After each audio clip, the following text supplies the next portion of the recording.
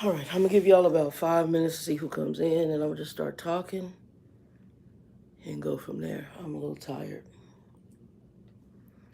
Woo, I am tired.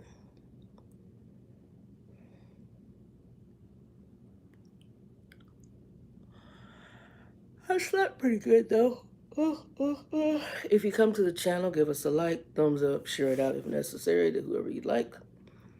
I'm doing this earlier than what I normally do, but I got stuff to do. So I figured I'd do it early. Also, this video is going to help, well, I'm going to state my opinion on a situation a friend of mine is in. So I don't know who came in. Welcome to the channel. Oh, Lord. Hey, Wendy, what's up, baby? How's it going? What's the temperature like in Colorado?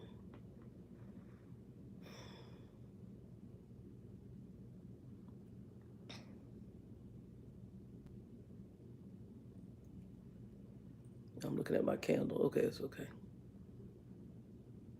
What temperature y'all at? And I think we're at about 110 today. But we've been anywhere from 100 all the way up to about 118. And I think we've had sporadic rains, like the Eastern Valley will get a little rain. And then we had a good little thunderstorm rain here in the Phoenix area.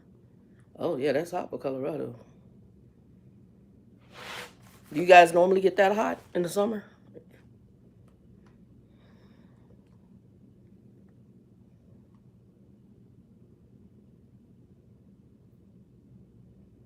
I know the temperatures we have aren't unusual. What's unusual is the amount of time we've gone with no rain. That's what's been unusual. Okay, so y'all can get up there. Okay. Yeah, it's not too bad. Is he driving right now, or is he home?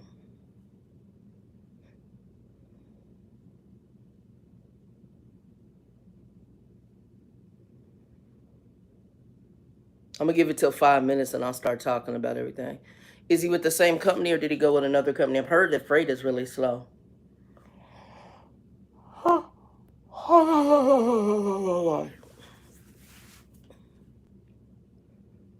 And actually, NBC Nightly News just did a little thing on freight with one of the that company WFX I was with, one of the drivers for them, and it was a little interesting story. You can YouTube it. Go to like NBC Nightly News and it'll show it. Oh, so he's making money. That's good because a lot of people are complaining about freight slow. But you know, when you're a better driver, they kind of give you precedence. So they'll actually give them loads, whereas other folks, they won't. We'll give it about 2 more minutes and then I'll just start talking about the two topics. People will watch it later. And then I think I did this earlier because I got cleaning to do. I'm trying to get through. Excuse me. I still have like all the stuff from when I first moved in here. Well, when I first moved in, I only did my little truck and storage unit, so I didn't have a lot in here. Then we went and got my apartment storage unit, and that brought in a lot of stuff. So I'm going through those bins, and whatever I'm not keeping is probably going to Goodwill, and then the other stuff I don't have. Well, they do have storage units, but tenants have been here longer, so they took all the little storage units, which I don't care about. I got those industrial plastic bins from Costco. I bought those, and what I'm doing is I'm gonna fill those up, and then just put them on the back patio. They'll have like my truck and tools and anything that doesn't have to be stored in the house will be stored in those bins. I'm not really worried about anybody grabbing them or stealing them. I have a little fenced-in patio. I don't necessarily lock it. So let's see what you got going on. Get to the 5 minute mark, and then I'll talk. I think my comes in, they come in. I'm in here a lot earlier than what I usually do. I usually do it in the evening about 5 or 6 o'clock. And I just started cleaning off my desk and got it packed up. Once I get everything straightened up, I'll do a tour, God willing. All right, we're at our little 5 minute. So I'm gonna get into everything. Wendy, you can just hang in here with me and ask any questions. I don't know if anybody else coming in. So I told you I was having breathing issues last week, and I went to my doctor. So I had my standing appointment with her. Actually, we did forget I was supposed to get my second shingle shot. I forgot that, so I'm gonna have to make arrangements to get back out there and thanks, Wendy, and go back and see her. Well, because I had that raggedy car, I couldn't really go to any of the recommended, because she had sent, I was supposed to go for like my colonoscopy, mammogram. I'm supposed to do blood work on a more regular basis because I have a clotting disorder that comes from Monty's side of the family, and like every other person gets it on his mother's, that is tied to his mom's side. It came from his mom's side, not his dad's side. And so I started having the breathing issues. Well, I've had breathing issues off and on. So I was like, okay, probably I'm thinking it could be due to my CPAP. Maybe I didn't have it clean enough, so clean that out. Um, Things like that. Um, they did at CVS, they changed the vendor for one of my blood pressure medicines. So I was wondering if it was that. However, I also had where the last test I had with her, what they call my proton or INR for my blood thinner was not where it was supposed to be. Meaning my blood was thicker. It was like 1 point something. And I'm supposed to be between 2.5 and 3.0. I'm 2.6 right now. But anytime between that and current, and it could happen to me, I can form clots. Now, as we all know, clots are deadly. Clots can cause things like stroke, heart attack, pulmonary embolism, DVT. I forgot what pulmonary is lung, DVT, aneurysm is brain. Okay. All of those are clot based. So I have had possibly 2 pulmonary embolisms, and I've had several DVTs. DVTs are the blood clot in the thigh or the leg, deep vein thrombosis. So I started having, and the car that I had, Old Man Red is what I call them, the old 96 Mercury Grand Marquis, which I still got to get rid of. I could really only drive about 15 minutes or so, and then the check engine light would come on. And I didn't want to drive him far because I just didn't trust things. When I switched gears in this last few months, or this month actually, well, by the time I got to where I go into with some smoke coming, not from the exhaust, but from underneath towards where you sit. And I think it was tied to the transmission getting ready to go. And I didn't want to catch the car on fire, which is one of the other reasons I decided it was time to try to get something else. The job I'm at, I like. I work with older people and regular public, right? So I get to the doctor, and I like my doctor. I've been with her. Her father was a truck driver, and later found out he was a minister too. He also worked for the FBI and was former military.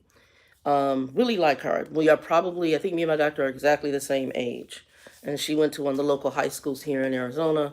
And I think she got her became a doctor out of U of A, probably in Tucson. She originally wanted to be a veterinarian. Really, really sweet. I like her to the point. Very courteous, but I like her. So I've stuck with her since I first met her. And she used to be a lot closer to the house, but now they've moved out to my home city of Tempe. She's no longer in Central Phoenix. So I went into the doctor's office. You hear me grabbing a little bit right now too. I went into the doctor's office and we talked about everything. I said, "Hey, doctor, my breast's been shorter now because I'm 55. I realize anything could happen. It could be cancer. It could be any and everything under the sun." And I told her the one thing I don't want you to tell me, and it's not that I'm definitely Christian. I don't want time frames. Like if they find something really bad, I don't know. I always just think the time frame things. I like when Cancer Treatment Centers of America would say, when the people go in there and they would say, you know what, you don't have an expiration date. That's God's business, not ours.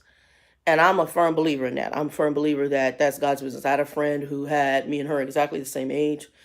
In her late 30s, she got lupus and went into, I forgot when she had been in the hospital for a minute and found out she had lupus. Lupus runs in her family. I didn't know that. And she was really overweight like I am all during high school. She was a big girl. Um, And I was smaller. I was like maybe 11, 12, 13, 14 size back then. And Jossie was always much bigger than me.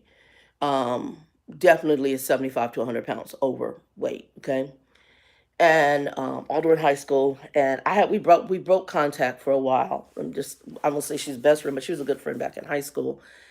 And then something happened where we ended up talking again, and she told me she had lupus. And when I went to the house, I couldn't pick up my teeth. She's on an oxygen machine. We're 30 years old, and we're the exact same age. We graduated high school together, and they had told her she had like 6 months to live. I walked out, and when I got in my car, I just bawled like a baby because this was somebody I knew very well. Very prominent family. Her uncle was a politician here. One of her uncles worked right next to Governor Babbitt here in Arizona. Black family. Really liked her. I mean, like the family was sweet people. Her brother's a pilot for the Air Force. Sister's crazy, but overall decent folks. Funny, good sense of humor, gifted. She could sing like nobody's business. And they told this girl she had 6 months to live. Now she lived a lot. I don't know if she's still alive because we lost contact again, but I know that she had lived several years past what they told her. Okay. So I don't never believe in giving, don't give me no time frame. Just let God do God's business. If I end up checking out, end up checking out. My prayer is to be here for the rapture because I don't think it's too far away from around the corner. Anyway, so I get to the doctor and I tell her, don't give me no time frames if we find anything bad. And I tell her about the breathing. And I tell her I got in a car so I could get to the appointments now where I couldn't get to the appointments because a lot of the group that I'm with, a lot of their doctors' offices are in what they call Scottsdale. Like Scottsdale is a money area. And so I think I was mentioning them and then we got off subject and other subjects. But Scottsdale is money area, but it's a distance from where I live. So I would need a really good car to go to, like she had me going to the bariatric for the weight loss. That's in North Scottsdale. That's like our top bariatric clinic here in Arizona. And they're in North Scottsdale. So I wasn't going to be able to make that in that car. No way. And I can ask Joe, but Joe, he's got a lot. Joe's 67 years old. He's got a lot of family drama. I mean, a lot, a plethora. And a lot of the drama is now living in his house with him. On top of that, he has a Down syndrome brother. And I love his Down syndrome brother, sweetheart. But you've got to take care of the Down syndrome brother. You've got other sorry grown folks in the house who aren't going to be able to do, well, some which would not be capable because of their own health issues. Others, ain't nothing wrong with them except they're crazy and sorry, and they're not going to do a great job of it. So that responsibility falls more on him as the most functional person in the house and the one with a little more sense than everybody else. So he's got to be there for Junior, and his brother is severe Downs. I mean, he's knowledgeable, but you don't understand what he's saying. I mean, they understand. You kind of have to pick through what he's saying. But he's a sweetheart. He's absolutely a sweetheart. The Down syndrome brother, love him. Call him Junior. Love him dearly. And Junior and I are about the same age, about maybe a couple years difference. So, you can only ask so much, and I didn't want to tax him. Linda is more of a newer friend. Well, I've known her for a while because I kind of trained her at University. Well, I did train her at University of Phoenix. But Linda's a newer friend. She's got some other things going on. She has an adult daughter living with her. There's some health issues, but I think it's more of a coddling. Love Linda, but it's more of that as her youngest daughter, and it's that parent don't know how to release and daughter needs to grow up kind of thing, in my opinion. Good, her children both seem to be very good children. I'm not knocking that, but it's one of those things where I believe the umbilical cord needs to be cut. Like you need to get a job and you need to go. So I didn't want to tax her either, and she has a little bit older car, but in much better condition than mine. But you don't want to be like, oh, I need a ride here, here, and here, and they drive me everywhere because my car is a piece of car. So only time I really had them take me anywhere was to my main doctor. But I was supposed to do my regular checkups plus my labs. Now there was a lab close to me, which has closed, which without notice, and so I'm supposed to go for blood checks for my blood clotting to make sure I'm thin. Now, I don't know if this is weight-based, combination of weight and clotting disorder. So I'm telling my doctor everything, and then I'm telling her, she's like, "Are you having any irregular, like probably chest pain?" I said, "Well, not chest pain. Have you noticed that your heart is beating funny?" And I said, "Well, well, doctor," and to my doctor, I said, "Well, it's time I would get from my back patio to the car or from work, from my car to the building at work, I'd have to stop and I'd have to grab breath. And sometimes I could feel my heart doing this." She looks and them glasses drop down like this. My doctor is hilarious. Them glasses drop down. She says, "Okay, Miss Lewis, we're going to be doing, welcome whoever came in. We're going to be doing an EKG." And them glasses is drop down like this, right?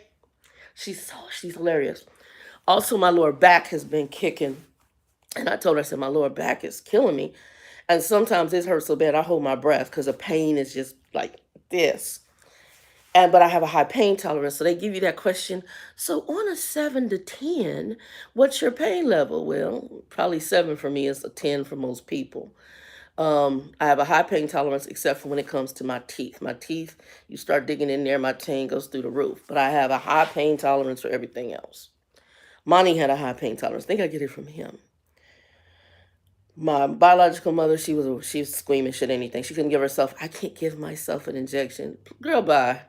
I take that needle and shove my. I used to have to do the Lovenox shots for clots in my stomach. But anyway, before surgery and for dental work. So she says we're gonna get an EKG, and then we talk about other stuff, and then she also recommends physical therapy. She says, "Well, do you think we need to go to the physical therapist for the back?" And I'm like, "Well, you're gonna do X-rays. Let's wait to see." And them glasses drop down again. "You just told me you've been having back pain for over a month." I really, and I said, "So do you think I need to go?" Yes, she is hilarious, sweetheart. And they think I'm really hilarious. They think I'm funny, which I guess I kind of am. So lo and behold, I didn't know she was gonna do the EKG right there. She did the EKG right there. I thought they were sending me somewhere for EKG. Because I think the last time I did an EKG, I had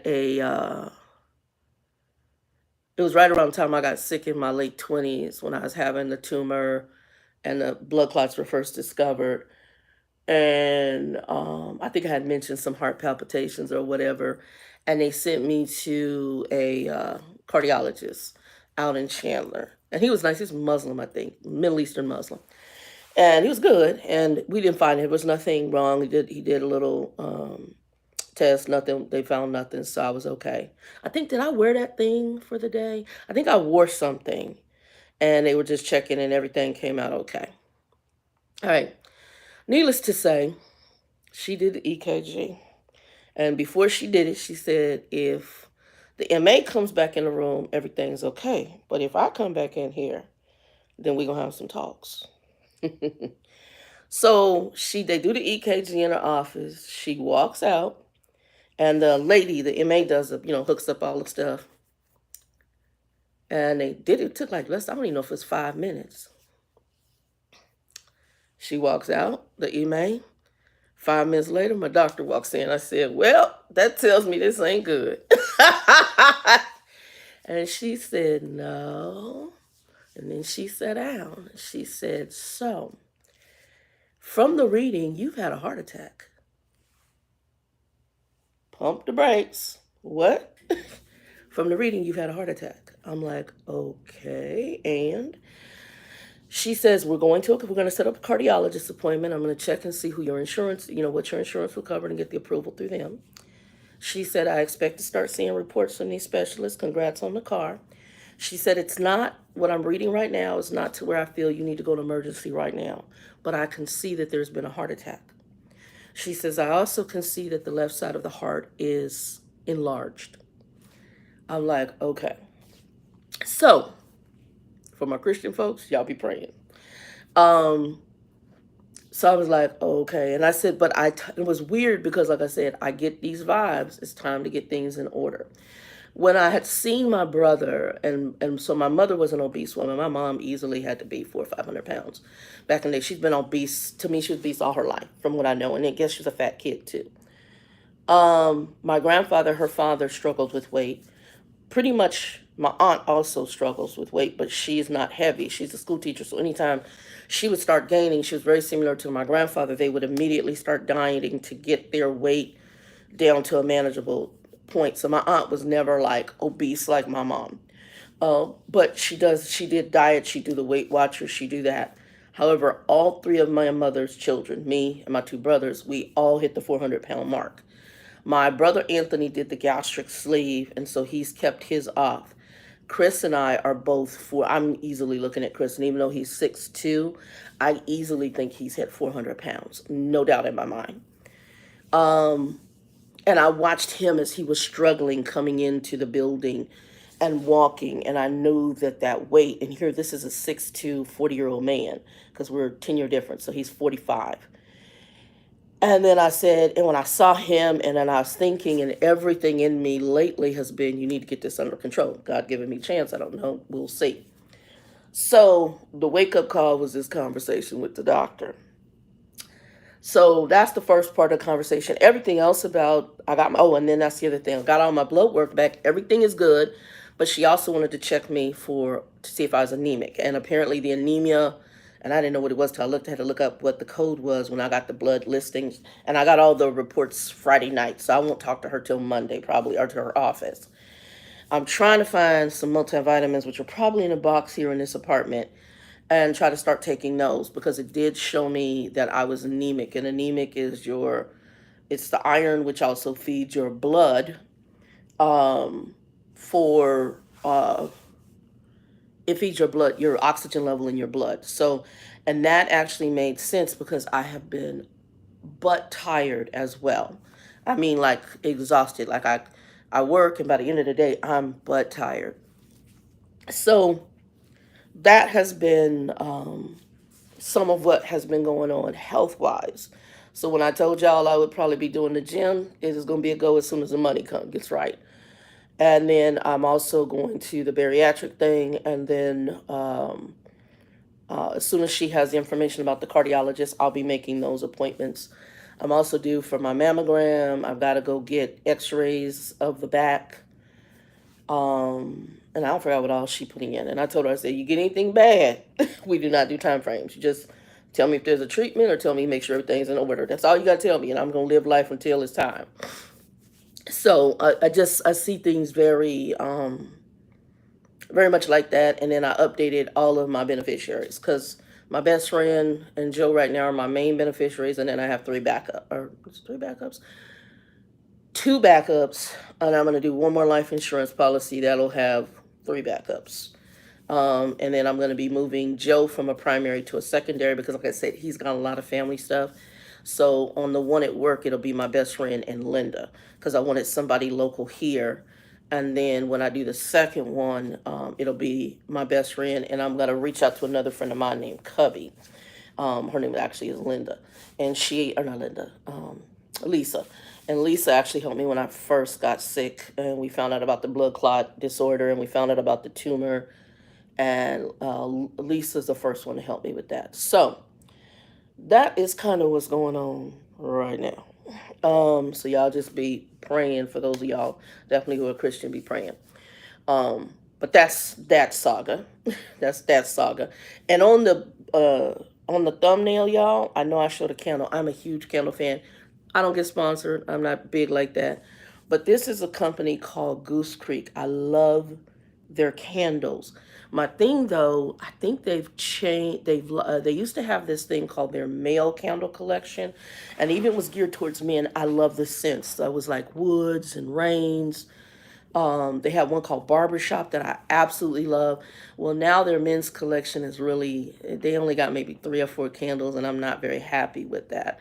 Plus, the men's candle came in a black container. It was really nice and strong. And so now they don't have many. They had a sale, but I didn't have the money to do this sale they had. But I did do their 4th of July sale. And I bought a bunch of candles because I haven't bought candles from a while because I was on a massive budget. And I'm still on budget, but I afterpaid it. So, because you couldn't pass it up. The normal candle prices are about $25, so 25 something a candle. And sometimes they'll cut them virtually in half. And I think they had them between $7 and $8.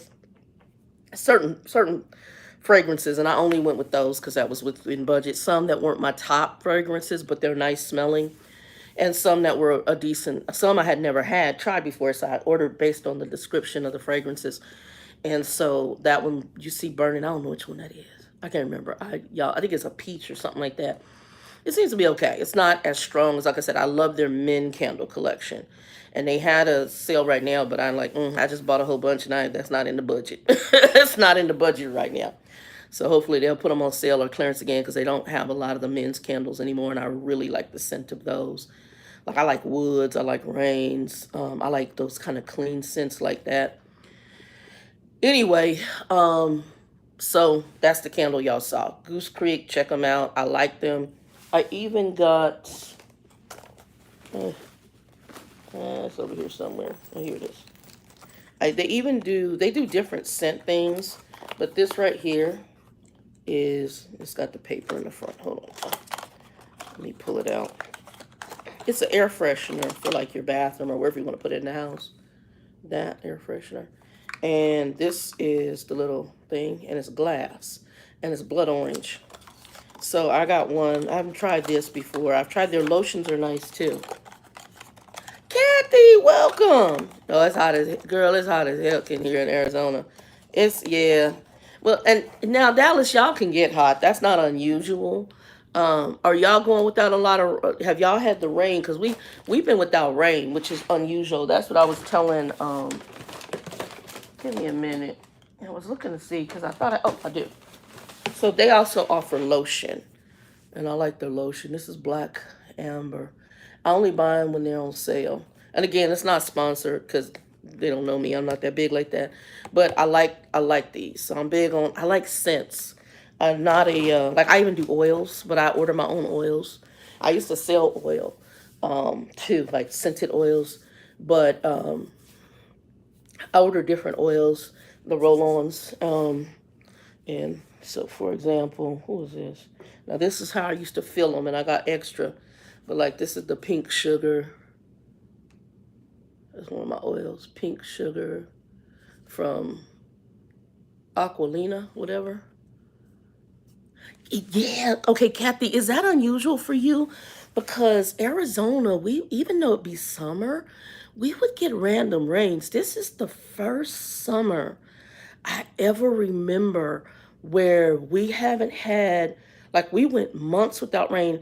The first rain we had was about 2, 3 nights ago. That was it. And it was like it came through and it was done. And it's been sporadic. Like there might be, oh, we're going to get a chance of rain, and it'll be like a little area of the valley, and then it doesn't even hit. It was like be the East Valley, and I never even see no rain. Like my friend, she said her sister got rain in Chandler, and then she didn't get any. Okay, it's weird. I'm telling you, Jesus coming back. I have never, and when you go outside, it's like, even though it would be hot, it wouldn't be, it almost feels like somebody peeled back layer of the atmosphere, and it feels like the sun is just directly beaming on you. It's like a heat. I can't even, and I'm a native Arizona. I've been here when it was 100, actually 122 degrees. I think it was 122 degrees. Happened on one of my birthdays back in the day. Okay. I've been in that, and it don't feel like what I'm feeling right now is totally weird. It's weird. So I was like, this is really, really weird. Yeah, yeah. I'm like, Jesus is coming. It's crazy. Um, I was gonna tell you. So yeah, the candles, I do that, the oils, the lotions. I was gonna tell y'all, but it is weird. And it feels like I said, I go outside, I'm like, what in the hell? It just feels odd. Very odd. Um, Trying to think what else I wanted to tell y'all. Oh, let's talk about the subject real quick. This is for a friend, and I'll share this video with her. Welcome whoever got third person that came in. Welcome whoever else came in. So, and good to see you, Kathy. A friend of mine, and I don't know, I'm thinking her name is Laura. We worked at University of Phoenix too. She knows Linda too. And she's white. So Linda's black, Laura's white. Joe's Latino. Or Joe's Mexican American. So she had sent me a message, and she's like, have you ever quit a job behind like a coworker you didn't like to work with? No, I've left because of racial issues like that night job, and that's a different story. You're white, you ain't got to put up with that. However, she would maybe have discrimination because she's female. I mean, you could be discriminated on that. Although white women in the workforce ain't a big deal anymore, in most cases. So she's working for a company. She's in workforce management. And I guess they hired a little 25-year-old that works with her, and she's like, girl, she's horrible. She's annoying, blah, blah, blah, blah, blah. So this is where I put in there, you cannot escape them, okay? You cannot escape this new group of folk. You can't. They're freaking weird, but they are the replacement workforce for a lot of us who are retiring, dying off. Um, they're the new workforce, and they are ratchet.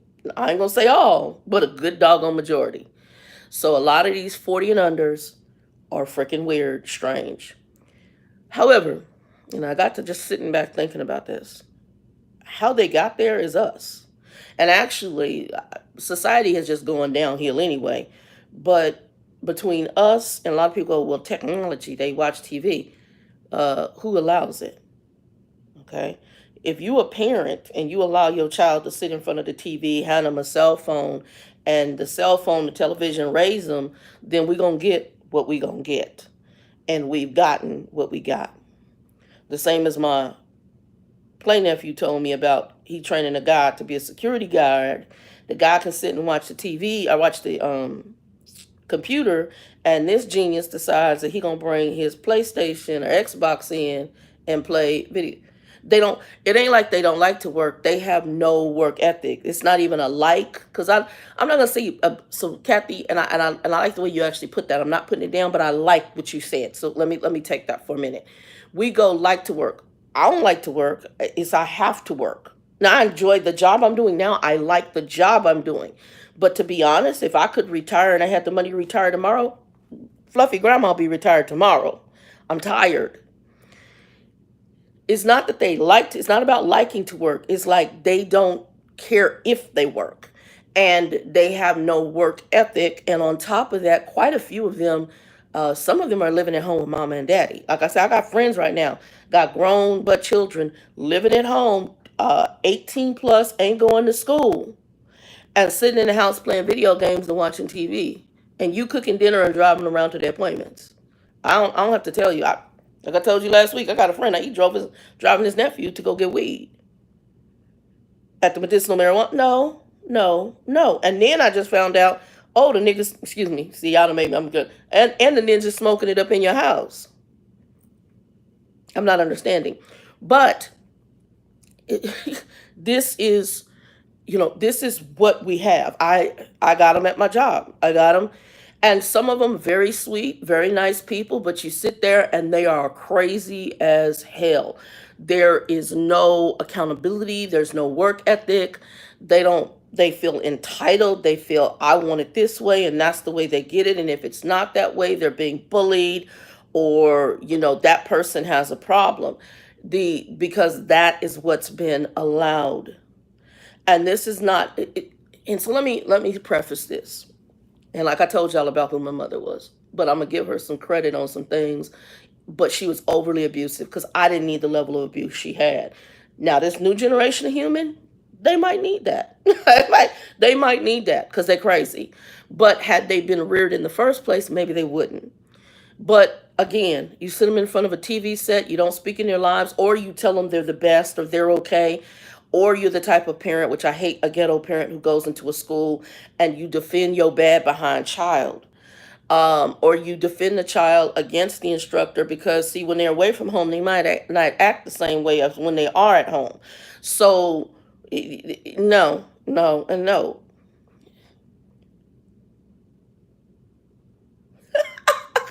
I digress. I like it. I sit and I have watched these kids, and I'm watching them now and their kids. And the sad part is they think they're grown. And when they do something that is grown, I don't know if you've heard this new term, I'm adulting. My ninja, you over 18 years old. You supposed to be an adult. What do you mean you're adulting? That should be part of your normal doggone function. So it tells me, under the mindset of it all, you realize you're a child. And you realize that you have to do things that will be adult things. And when you do those, quote unquote, in your terminology, adult things, you're adulting. I'm blown away. So my associate, she's like, this person is ratchet. I just want to quit the job. No, you can't escape them. They're freaking everywhere. I have a young person that is over me right now, baby, but 23 years old. Very sweet. Don't come to work a lot. Gives excuses for not coming to work. Tells all her personal stuff. If you tell her your stuff, she's gonna tell it too. And it's a whole bunch of stuff. Well, if you don't have to pay bills, you don't have to buy food, you don't have to pay rent, then you don't even have to come to work or come to work intermittently. So some of these folks is living at home with their mom and daddies. Like the company I work for, we're in our slow season. We're going to pick up in October when they open up what they call open enrollment for the healthcare system, right? Where people will sign up or can change plans, stuff like that. So that starts in October and it'll last all the way until I think February, March, something like that. And then we'll deal with tax season in April, which is really crazy, up to April, which is crazy. And then it dies off for the summer. And then we start the party again in October of the following year. Well, during this time period, and even during some of that, you can do what they call ATO, which is absent time off, but you're not getting paid. So they don't get paid for it. These babies, one girl told me she got a check for $40. How the hell you live off $40? This how much ATO this baby took. But you live at home.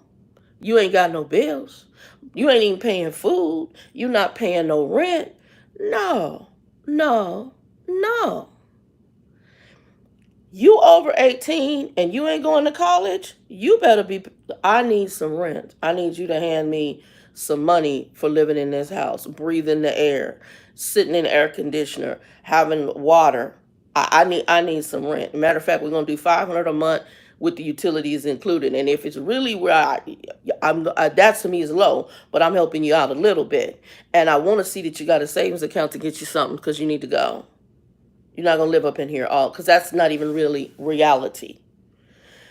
But you better be doing something, and you better be contributing to something. And there is no, oh, I ain't get that. No, no, because if you don't have $500 for the landlord, you're gonna get evicted.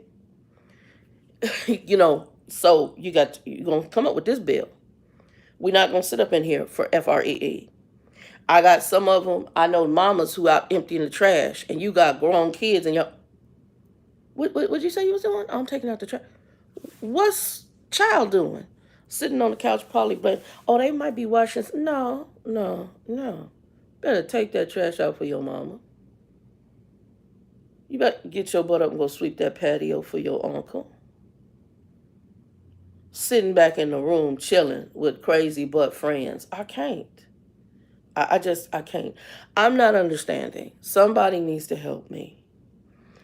And so when they go into the workplace, these same entitled, privileged folks, they have no work ethic. Matter of fact, work is not important. The other problem I have is courtesy. They don't speak. They don't know how to talk to nobody. When I was at the Carvana company, they asked me to train one of the girls. I was on a team and my ratings were really good. So she had asked me to train with some of the people who were having problems on some of their interactions with customers. Well, you have to understand, this is all they know. It's in the cell phone. That's it. Some of them don't even own computers anymore. When I'm helping people with insurance, I'm like, okay, can you go onto your computer? Oh, I only got a phone. The phone, because it is like a miniature computer in your hand, it has become their world. Their computer, their social work. That's what social media, I don't really like that because it's actually become their society. So they don't know how to even verbally communicate with somebody. And the jobs that you either have to have face-to-face community in our world today, or if you're customer service, you're going to have, and to me, virtually every job has a form of customer service, They don't know how to communicate that way. Forgive me, y'all. It's crazy. And so you can't escape them. I sit right now, and I think I'm the oldest person on the team. There's one guy, and I came to find he's a Christian guy too. He's Asian, and I think he's in his, I'm gonna say early 40s, late 30s, and I think he's in his early 40s. And he's an Asian guy. He and me are, to me, the most, and I have a hard time understanding him, most two logical people on the team. The rest of them crazy as a box of rocks, and everybody on there is under, pretty much under, definitely under 40, definitely under 40. And the 40 and unders, the 40 unders, they're really ratchet. Zero work ethic, funny, some of them very nice, kind, but you listen to them and I'll be sitting up there like, just mind blown out my head. Very self-entitled, very privileged. Bible talked that this would be a time we lived in. That's why I said I don't think Jesus is too far around the corner, because they're very self-entitled. They're very, it's all about them. It is all about them. And it's what they want. It's the way they want it. How they see things is absolutely mind-blowing to me. They see things through a very weird lens. And if it's not the way they want it, then like I have one, she's in a higher position, and well, they didn't give me the schedule that I want, and this worked better, and you just hear I. I'm like, oh my God. And I'm like, first of all, you agreed to come and work for this company. You agreed to work for this amount of money to do this job. And if that's what you agreed to, that's what you should be doing. But if they don't give you the schedule you want, then I have to take off because it's not the schedule. Then there's something about supposedly she's anxiety. I don't know what's all up with that. And again, like, she was going to counseling, which I thought was good that she was going, but the counselor don't say what you want to hear, so I'm just going to stop going to the counselor, because I didn't like that counselor, because you want them to tell you what they want you to tell you. And if you want a good counselor, you're going to say some things that you're not going to like. And I'm not going to say every counselor's good and you can weigh that, but some of what she was sharing with us, somebody who counseled folks, I can tell you right now, they was on the money. She's in a relationship that's ratchet, and she probably needs to walk away from the ratchet individual she's with. And she's also very codependent. So what they're telling you is facts. You just don't want to hear it. And it would be like me going to my doctor, and I don't like my doctor because my doctor told me I'm obese. My ninja, I am obese. I don't like my doctor because she was talking to me about bariatric surgery. I need bariatric surgery. I need to get the weight off. I don't like my doctor because she did an EKG and told me XYZ. Okay, I can see this. Whether, just like the EKG, that could have been caused from a clot, which is when we talked. I said, do you think it's a clot? She said it ran through my mind. Because it could be damaged because of a clot that I had, because I have a clotting disorder. But the obesity is not helping the situation. Doesn't matter fat or skinny, I'm going to have the clotting disorder because I wasn't this fat when when my clotting disorder kicked in. But doesn't matter. It's not going to help the situation. It doesn't make it better. It makes it worse. So, am I going to sit here and go, well, no. But again, if it's not my way, I have a problem with it. It's like, and I hate to say, Grumpy has said, so Grumpy wanted to continue on the path of doing what he wanted with sugar. He wanted to, and what Grumpy wanted was a pill that helped him keep doing the same stuff he was doing. It's not reality. We have to take some ownership. If I croak tomorrow, I got to take ownership for that.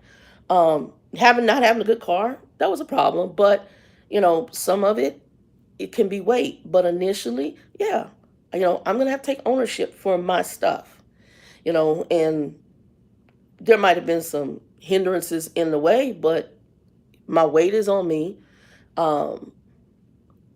Some things you can't, it's just inevitable. It's what it is. Not having a good car, it just is what it is. But you got to take some accountability for your crap.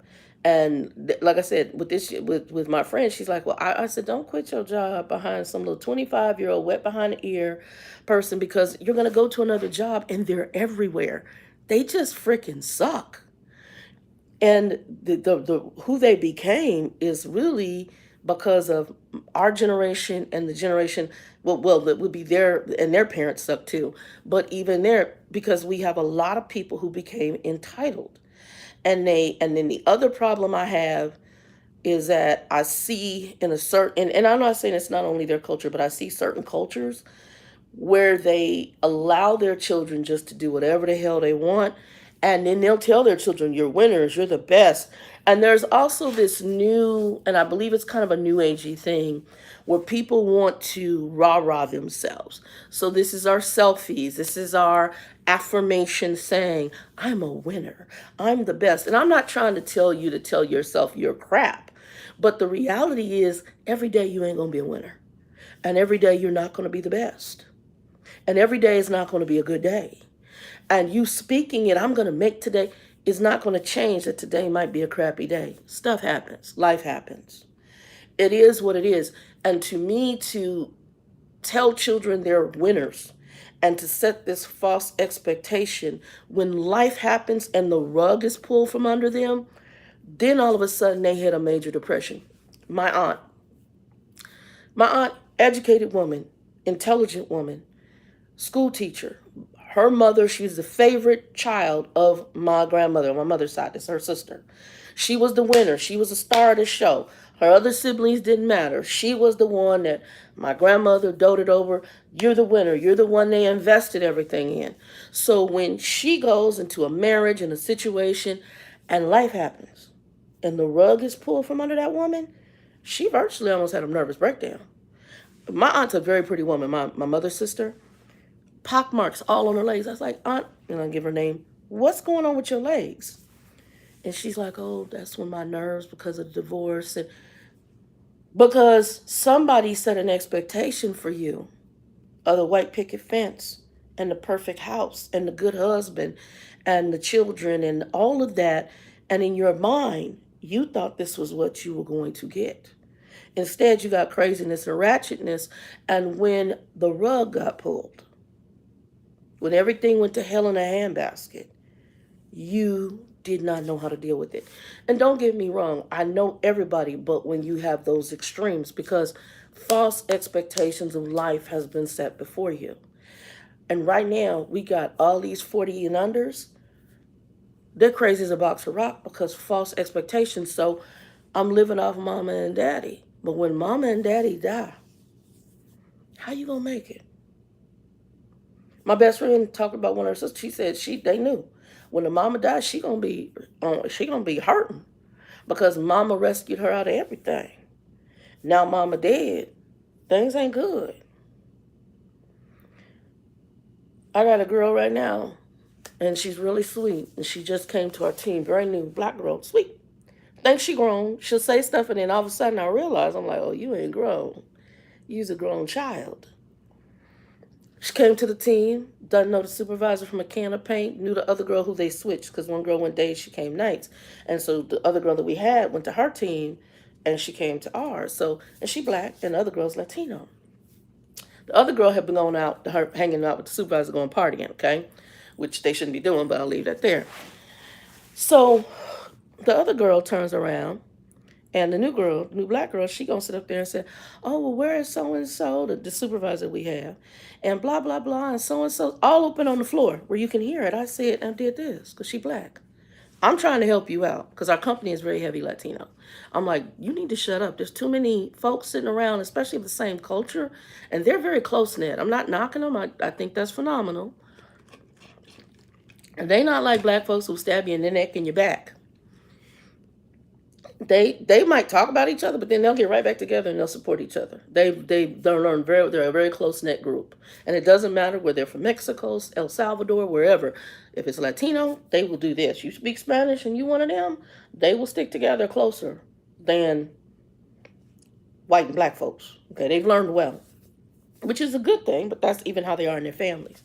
And I did this to her. Okay, I did it the first time. Y'all know what this means. I mean, cut it off. So then I go back to my call. She's still talking. I turn around and look in her eyes. I said, baby girl. Basically, I'm telling her, stop talking. There's too many of them around. And even though you're not the one that said this, you're repeating something. And you don't know this girl from a can of paint. You also don't know the dynamics. You need to shut the hell up. Again, 38, them 30ers. They don't, them 40 and unders. They don't, their logic is not good. I wasn't doing that in my 20s nor in my 30s on an open floor. In an open, unless it's a one-on-one conversation, and even then you got to be careful in the corporate arena because you don't know what's going to stab you in your neck. So after I got done with the call, I turned around, I looked at her, I said, come over to my desk. I said, you know I'm 55. Her mama's 50 and her mom's crazy. But anyway, we got it. I said, you know I'm 55, right? Yeah. I'm going to be your mom. I said, I'm going to be your mama. I said, I'm actually probably going to be your grandmama. No, I'm going to be her mama. I said, I'm going to be your mama. I said, first of all, we African American up in here. And up here, we're the minority. The Latinos are the majority in this building. And the white folks are the minority in this building. I said, the culture is very close. And you don't know who knows what and who's going to go back and repeat something. Now, while this girl is younger, way younger, because the girl's over is like 23 years old. While she's younger than you, she is still your superior. And you need to keep your mouth shut because you just sat here and told me you're a single mother with a son. And you told me you liked the job. I said, I shouldn't. She said, I know you did it twice. I said, right. And she said, well, I figured after the second time. I said, it shouldn't have taken a second time. The first time you should have stopped talking. Hey, Chicago, BBW, what's up? How hot is it there in Chicago? But it does, you need to stop talking. They don't think normal. So to my friend who I'm going to send this to, she's probably watching anyway because she subscribed. Baby girl, don't quit your job behind a little 25 snot-year-old. Just sit there and look at them. And they're entertaining. And I think you said you work from home. So you work from home. You can just ignore her crazy behind. Up until I was about to go back in that night building and have to deal with that little crazy racist family and that madness. As soon as I knew I was going to have to go back in there, it was time to go. I put up with as much as I could. When you work from home, you can shake some stuff off. But racism. Okay. Well, Chicago should be a lot cooler than what we are. Because we've been like, I think Kathy said 104 in Texas. And I'm 100. I think I'm 110, 113 today. You cannot escape this new generation. They're everywhere. And I hate to say it, but our generation and younger are responsible. Some people want to blame technology, computers, TVs, and cell phones. But I'm going to say something. You can't blame that. You got to blame yourself if you was a parent. Because it's up to you what you allow your children to do and watch. One of the ladies I watch, a Christian lady, she says she won't let her kids, and her kids are teenagers, have cell phones. Amen. The building I work in, we're government contracted. They tell the people that part of the contract is there are no cell phones on the floor when you're handling the business of the customer. And these dumb butts, they don't really care because, and again, I'm gonna come up with, I don't owe you an explanation. This is the rule. That's how my crazy mama was. You don't ask me why. You just do what the hell I said. Okay. Well, for these folks, since it's not the way they wanted it, even I think if you give an explanation, they so wretched they don't care, but they don't think either. You don't have the cell phone on the floor because if the cell phone is on, right now I can say, hey, and then the word Siri, right? If I say that, the little Siri thing pops up, right? If you have Alexa, hey Alexa, the little Alexa thing pops up. That means that phone is always listening. We talk about social security numbers, other private healthcare information, and that phone is listening. If your phone is being hacked, it is a computer. If it's being hacked, guess what? All this person's personal information you just released to the hackers. But that company shouldn't have to tell you that. They've simply told you, don't do it.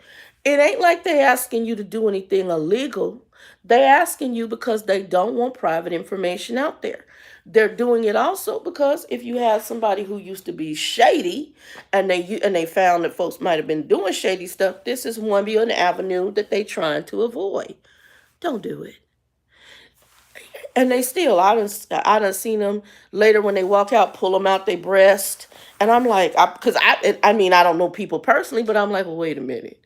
If you just walked up them double doors and you got outside and you pulling your cell phone out your breast and you ain't been, we have lockers, you ain't been to your locker.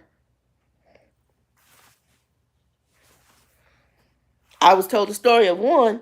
He had his in his pocket, leaned back, was up there talking to the soup phone. Someone fell on the floor. She had to write him up, and it's terminatable, meaning you can lose a job.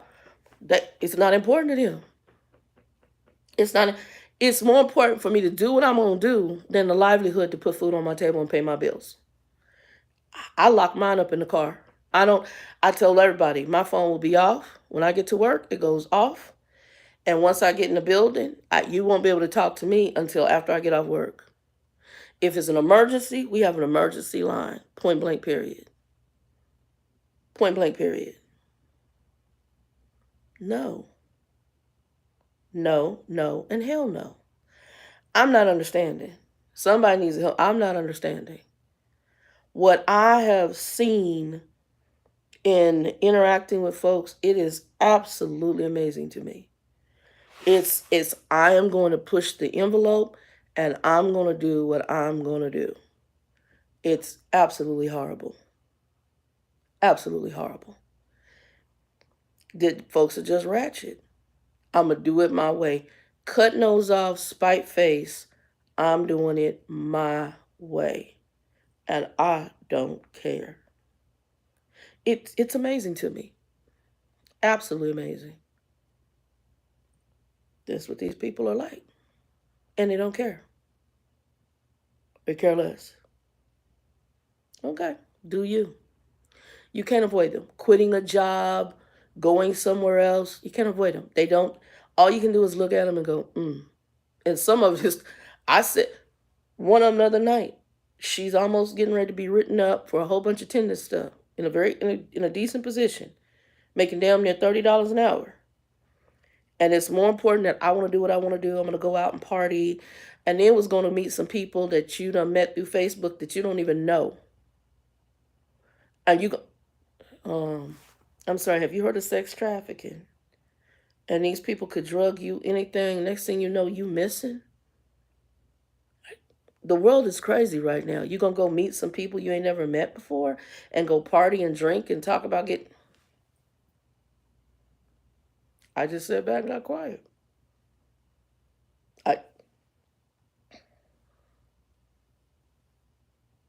That's why I don't say nothing. That's why when a little girl was running her mouth, and I told her, you need to sit back and watch it. I watch the dynamics of all of it. I speak, I come do my job, and I told her, I'm going to say, I said, you told me you're a single mom. I said, you better come in here, get your paycheck, and go to hell home. I said, that's exactly how I look at it. I'm not here. I don't need no friends. I need to do a shirt. And he say, F you, I got enough friends. Forget you. I'll do it from a Christian standpoint. I got enough friends. I don't need no, at 55, I don't need no new ones. I mean, if you become a friend because God opens that door, cool, but I'm not looking for no friends. I don't need no friends, especially with this new crew. No. No. I got one guy, he want to hang out. He married. Oh, I should take you. No, you're not taking me nowhere. You married and you 30 some years old. We ain't even in the same playing field. I'm not understanding. Nice guy, but no, I understand that to me don't sound right. Not understanding. There's some games we don't play, and you need to walk in wisdom. 30-year-olds, they don't walk in wisdom. They walk in, I'm going to do it my way. And the sad part is they justify their mess because they've been allowed to justify their mess. Matter of fact, oftentimes they parenting justifies their mess. Perfect example. That kid who went in there and shot up that school, and the mama and the daddy and the mama come back with a text talking about, yeah, we got this notification, but next time don't let them know you had a gun or something like that. And now the parents is wondering why you in the clink clink. Y'all know, and I think they just tried this boy. Because y'all crazy. And this is what you learn. They come from crazy and they crazy too. And it's allowed. That's why I'm a firm believer that if the kid come in the house, take the gun from the house and go shoot up the school, the parents need to be locked up, because my tells me you're not parenting your child. That's not something as crazy as that. But woman I grew up with was, that ain't nothing she ever had to worry about with me. And I was under some craziness. I wasn't going into school and shooting up a whole bunch of people. But also there was no weapon. Well, there was at one point, but they had it in a lockbox up in their closet. There was no weapon in the sense of where I could get to it. Mm-mm. But and then the parents who buying the, it's a new group of human. You can't escape them. They're gonna be everywhere until Jesus comes back. And they're crazy. And they're gonna get crazier, especially after the whole rapture happened. They're crazy. I talked to one of the old mothers of the church. I'm 80, she's 80 something. It's almost 90. And we had talked, and I said, well, y'all probably thought that she said, no, they different from y'all. Even if we thought things had changed and your music wasn't, she said, well, what we got going on right now, she said, no, there's something really wrong with them. Absolutely. They're crazy as hell. And they're narcissistic as hell. It is about them. It's totally about them. And you have people of my age that's about them too. They're crazy as hell too. But the level, at least we had a work ethic. There's a reason there's a work shortage. They don't want to work. But then you don't have to work if you're living up on mama and daddy and ain't paying no rent. Eating up mama and daddy's food, playing Xbox and playing on your phone and surfing the web and watching TV and don't have a job. You gotta work. I'll take care of you. You can just sit here in the house and we can make excuses for stuff. It's like one of them left because they were on a period. I'm cramping. I started my period at 9 years old, y'all. I had cramps. My mom took that Kotex, put it in that bag, and said, take your behind to school because life don't stop because of a period or cramps. Hate to say it, one of the best things she did, because I realized there's a bunch of wimpy behind people who use that as an excuse not to go to work and do a job. Take a Midol, go to work, go to school. Because you're going to have to feed yourself, and if you have a family.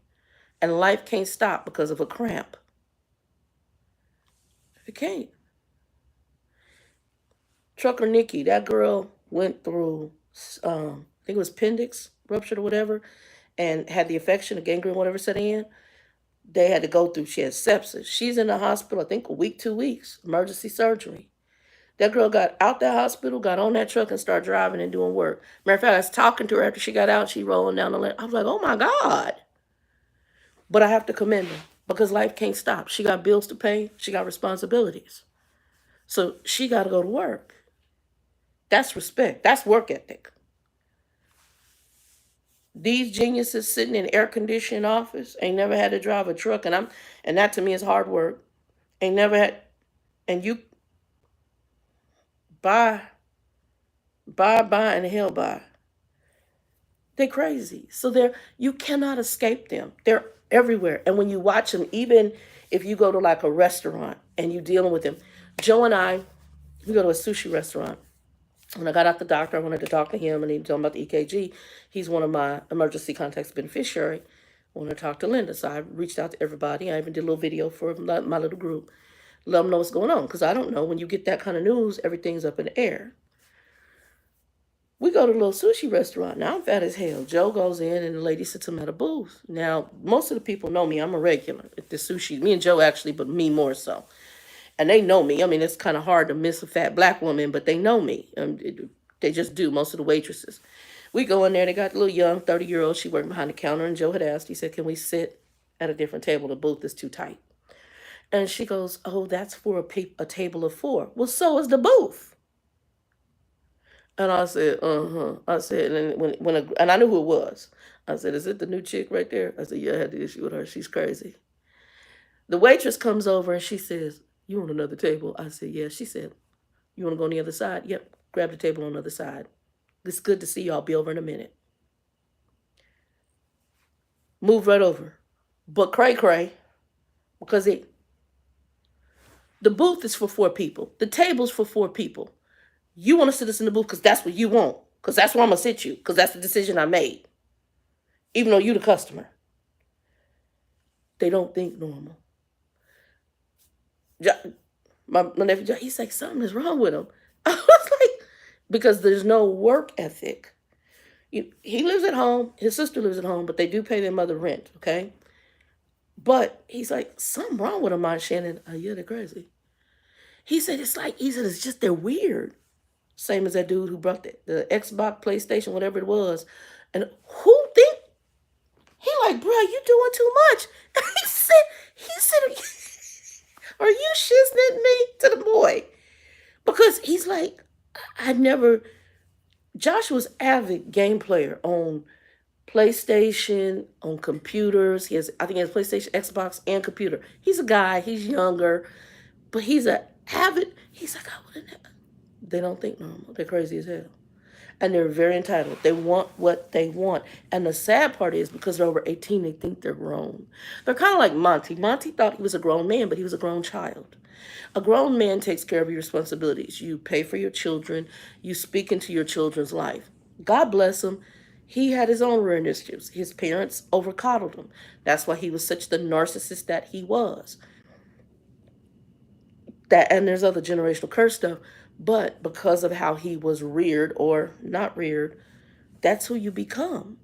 So these children, grown children, are a direct reflection of the parenting. I got a friend my age right now. Well, she's a couple years older than me. Grown child sitting right up in her house. No job, no nothing. The girl did get her 2-year degree. After got, I'm going to take a summer off. We're now in the second summer. No job. Don't drive. One of the little girl who was talking all stuff, she won't drive. I'm scared of driving. Okay, I get that. So now you're paying Lyft to take you from home to work. That's expensive. It's one of the reasons I got the car. Because taking Lyft back and forth home to work, for me, that could be $20 each way. So that could be $40 every day for 5 days. You might as well get a car. If you rent a car, you're going to pay anywhere from $300 to $400 a week. You might as well do a car loan. It doesn't make sense. But they think different. And then I got one, she got kids, but it's a whole bunch of folks, family living in the house. She's a Native American lady, Christian. And they think they're grown, and I think she's in her 30s. And she's like, oh, yeah, money is really tight. Oh, okay, but you've been taking ATO. It's dead in the evening, but honey, I will reread the site. I will sift through stuff. I can sit there and type notes. I can do a budget.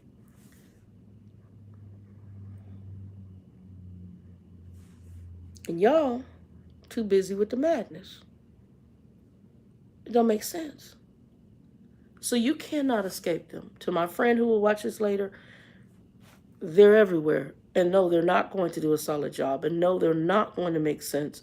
And yes, they're going to be probably crazy as hell. And they think that they're grown and they think their logic makes sense. I sat there, one guy, he talking about, oh, well, he's trying to talk to me about Christian stuff. And he said, that's true. And he's into African spirituality. And he's like, we're into, and he gave it some initials. I'm like, well, I don't know what the hell that is. He said, oh, it's African spiritual. Oh, okay. You're into demons. I was like, oh, okay. I'm not to say demon, but I'm thinking it because that's when you're inviting anything that's not Christian from a Christian perspective, it's demonic. So I'm like, oh, okay. Do you, boo-boo. You in America, I'm a right to. You got the right to believe what you want to believe, even if it don't make no sense. I got some beads, and that makes me, oh, okay. Okay. Do you. Do you, do you, do you. The girl, she's sitting up there living at home with her mama. Just wanted the new black chick to the team. Now, she done told me a lot of her life. Let me tell you how much I know about this baby's life. Her mama used her social security number when she was a child, getting credit cards and banking accounts, and has ruined the girl's credit. So now that when she's an adult, she couldn't even get a banking account. And her credit was ruined because of her mama.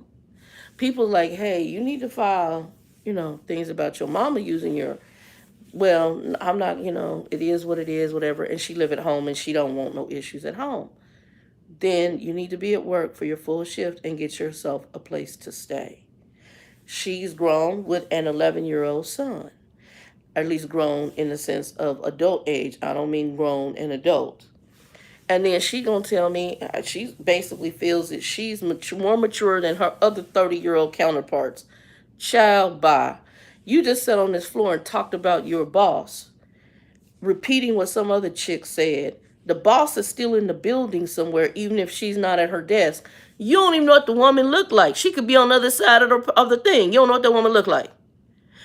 I then, when she came back, I said, "Oh, by the way, that's our boss. That's our supervisor." Now the supervisor's young too, and this girl, because her communication is hard, she don't even know how to come up to you and introduce herself.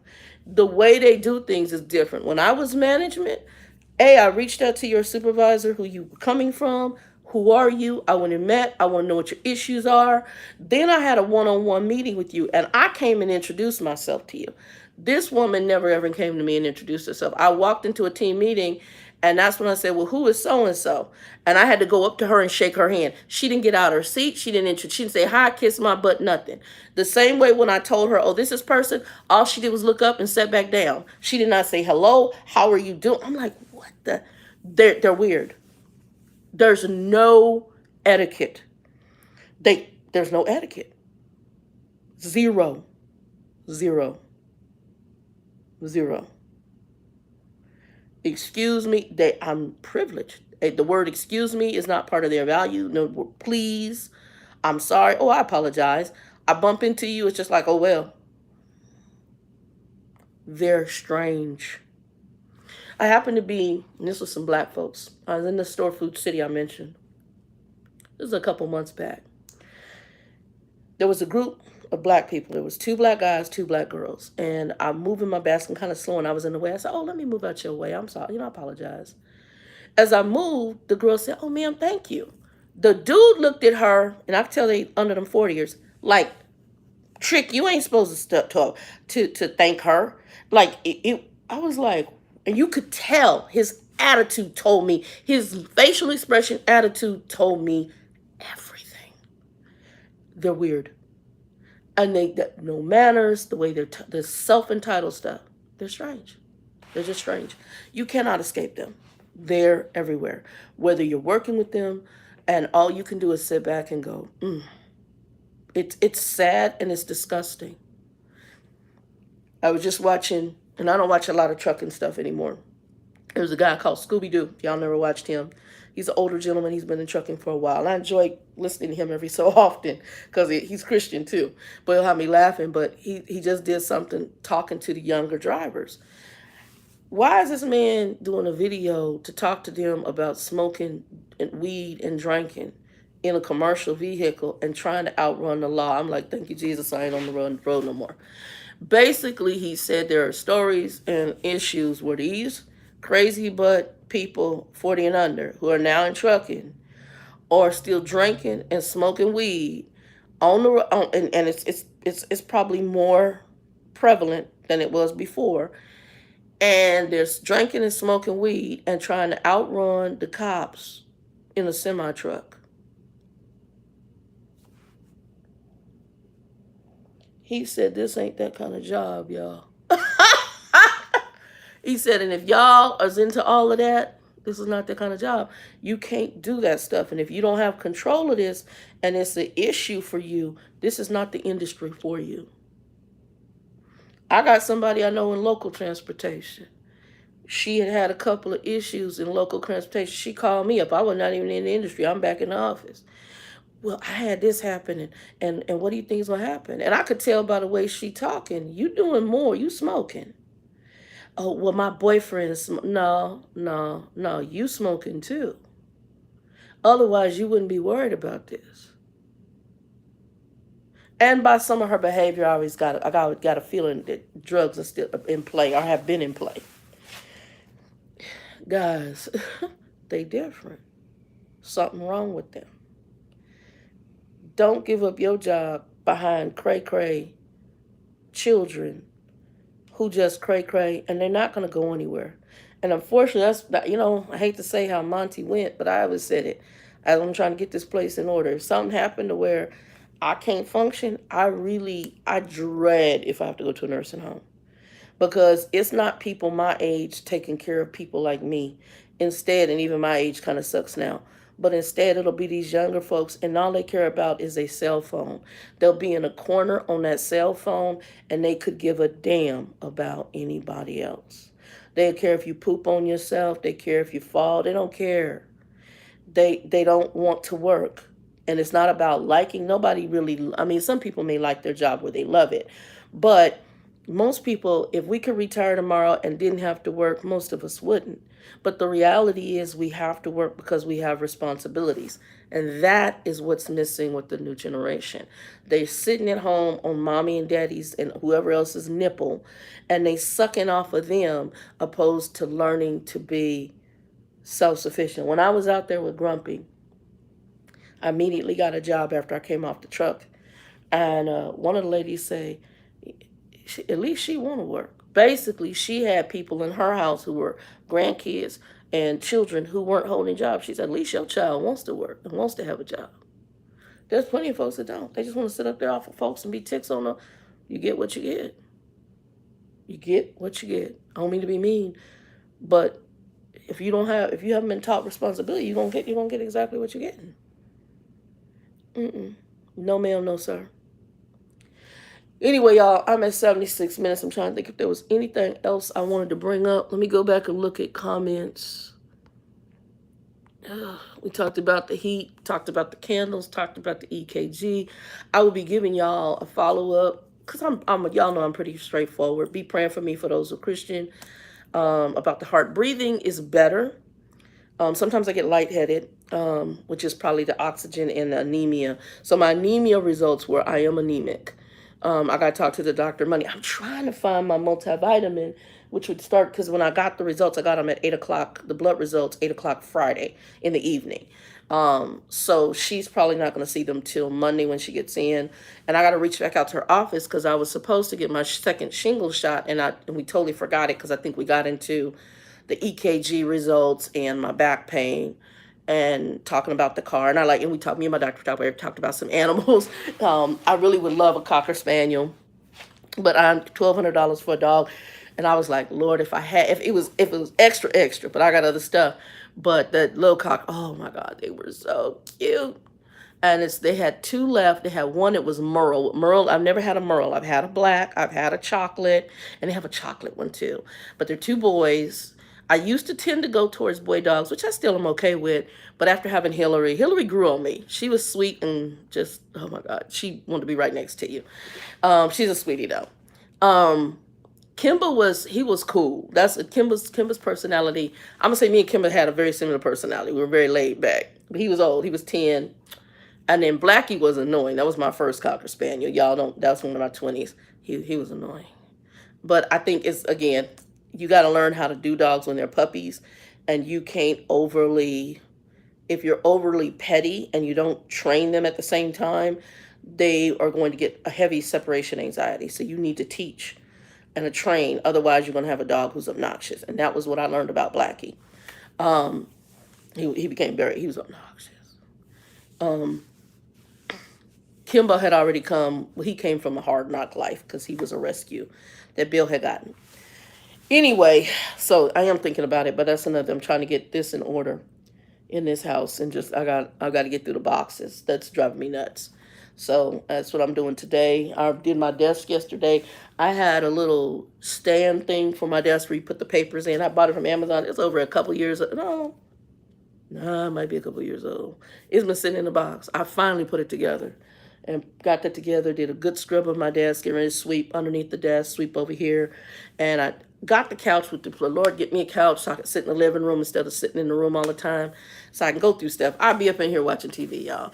Oh, TV. Who's in the hijack? Y'all, somebody need to talk about Hijack and Idris Elba. Okay, I'm going to tell y'all, if y'all ain't into it, Apple TV is called Hijack. Idris Elba, the brother from The Wire. Child, them Brits, I love right here. It's love. Grandma's gonna give y'all the love symbol. It's love. I like British TV anyway. I like British shows. I just think, unfortunately, American shows are sucking right now. But the Brits did this show called Hijack. It's on Apple TV. Guys, I'm just gonna talk about it right now. I'll do maybe a live next weekend because the last episode is gonna be showing Wednesday. And yeah, I got a older lady. Her name is, we call her Miss Alberta, and she's a sister from Chicago. I said, so she'll check. We used to be on the same team for a minute. And I said, Miss Alberta, you been watching Hijack? She said, what's that? And Idris Elba, some of the females, y'all feel he's just attractive. And I said, Idris is in it. She go, what? I said, yeah. So she started watching it, and she hasn't done this last episode, but the episode before that, she said, why am I screaming your name at the TV and say, what did Shannon get me into? She said, girl, this show right here. I said, girl, it's on hit. That show was so good, it had me want to take my shoe off and throw it at the television. That show is good. In the last episode, they just totally took my brain. Y'all don't see the imaginary red brain and pink brain on the wall, but they just took my brain and put a bullet up to it and blew my brain out my head onto the wall. And I sat back, and I'm now having to go back to the beginning episode to figure out who this person is that just entered the. Where the hell did she come from? And well, I knew she was there, but then when they used her for this last episode they did, I was like, I had to go read YouTube reviews because the YouTube people, one of the YouTube guys, he said, I know everybody, WTF.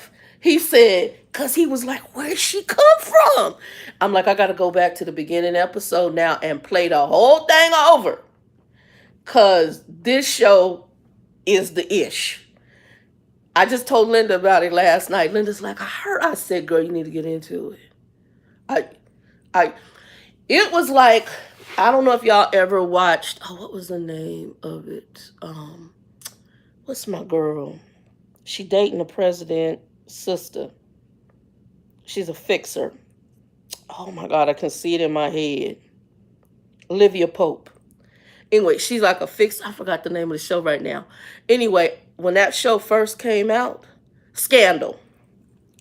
Now it kind of went in, but Shonda Rhimes. That's really when I first got into her. I was like, oh, I wasn't a Grey's Anatomy person with her. She can have that, but Scandal, I was like, Shonda bad. Cause when I first watched, I was. They had me hook, line, and sinker. And Scandal was bomb that first season. This is that. This is that. Another show, Apple TV has come out with it. And so I don't like Apple TV for some things because they have a lot of shows you have to either rent or subscribe to other channels. It's not like Amazon. Amazon got a lot of stuff you can watch without me subscribing to other channels and paying extra money. Y'all forgive me. But Hijack on hit. Scandal was on hit. And Apple TV has another show that I like. Now, if you like sci-fi, and it has Common in it, and I don't know, some other decent actors. But this show, it's called Silo, and that was also it was also an Apple TV. They've had a couple of shows on Apple TV I've gotten into that are good. And again, Apple is so, and I really want me an Apple laptop, y'all. I really do. Apple, I want that gold. There's a gold Apple. It's the Apple M1 Air. And it's gold, rose gold. That's the one I've been wanting. We're going to pray. See if the Lord bless me. I love the MacBook Pro, but them things is like $2,000-$3,000. They on crack. But Apple has been producing some shows. So Apple to me has always been that. Those are the intellectual entrepreneur type people. And they think a little bit different, but a lot of them are very intelligent. I'm not going to say I'm on that level, but I'm a person who's analytical. I don't like dumb stuff. I don't like stupid humor. I don't like and no offense to my black shows, there's a lot of black shows I can't watch. Like I forgot what the name of the one was, that I'm just not into, because the humor is not stupid. It's stupid humor. Um, it is, yeah, I just can't. It's not like on a level of A Color Purple or Roots or something that really, even though it strikes your emotions, it also makes you think. It makes you analyze. It's just dumb ghetto stuff. I can't. Like they got one called Swagger. Cut it off. Cut it off. Um, I can't. I can't. Now Will Smith had that one. Oh, the little boy is playing him, and the aunt and uncle are in Beverly Hills, and there's politics involved. That show's not bad. It's not dumb, but it throws a lot of cultural dynamics into the waters. I can get behind that because it makes me think. It makes me analyze, even if there's aspects of it that I think, but there's other aspects I'm like, okay, y'all, even if I don't agree, if it's something that challenges my brain, I can watch it. If it's stupid, like I'm not a Kevin Hart fan. I can't stand stupid humor. I can't. Now, I hate to say it, and I like, even though he's a little hood, what's that dude's name? I can see him in my head. I can see him in my head, but he makes me think, and he's a comedian. Cat Williams. Cat, he kind of hardcore. He's kind of hood. But Cat sometimes comes with some things that'll make you think, even though he's being humor. And his humor is not a stupid humor. I can get behind that. I can get behind that. Um, and again, I'm not the humor everything person. I'm more. I want shows like I like science fiction. I like mysteries. I don't like horror. I don't really get into horror. Most horror to me is stupid. I can't. I do like some thrillers. I like that. So if here's some shows just to kind of give you how my brain works, and then I'm gonna get off of here. So top favorite movies, if y'all haven't seen them: Midnight in the Garden of Good and Evil, As Good as It Gets, The Game with Michael Douglas. I can get behind that. So I'm gonna recommend those. But next Saturday, Sunday, I'll do a live and I'll talk about Hijack, because that's the last episode is Wednesday. If y'all don't want to know anything, any spoilers, because y'all ain't watched it all, put the comments below. Anyway, I'm going to get off here because, like I said, I got some stuff to do. Plus, I got a bathroom. And y'all keep me in prayer. And I'll be praying for y'all. And hopefully stay cool and drink plenty of water. And definitely, if y'all got issues, get to your doctor. That's one thing I'm going to say from what I'm going through right now. Get to your doctor and find out. Especially as we get older, we do have to deal with issues. And we have to be very honest and forthright about those issues. Anyway, y'all, 2 and 2, peace.